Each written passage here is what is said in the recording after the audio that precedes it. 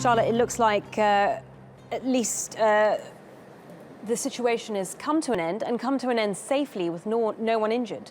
And that will be to the great pleasure of all the authorities involved in this. This is what they've said from the very beginning.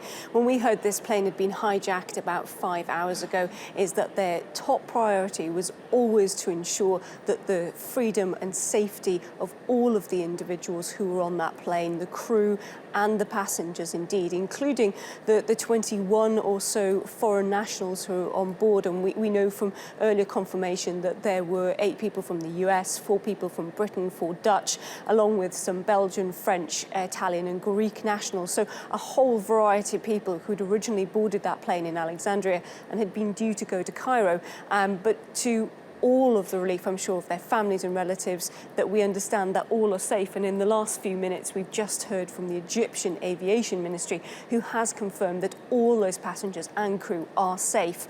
Now, we heard in a press conference in the last 2 hours that their families had already been contacted and that a plane was en route or would be en route and landing in Larnaca later to take all of those passengers and crew back to Cairo, which is their original destination. Indeed, it will be a relief to the families and friends of those passengers.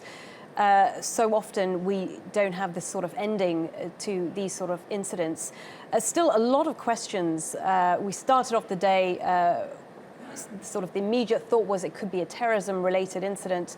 But then it was less clear that it could potentially be a personally motivated incident. But still, we don't have any clear indication of what this was all about. Absolutely. The picture has been incredibly murky from the start. And as you say, it started off the fears that this was terrorism related. Thankfully, that was abated. And we were then told that this was a personal reason. Then we were told that this person was looking for prisoners to be released in Egypt.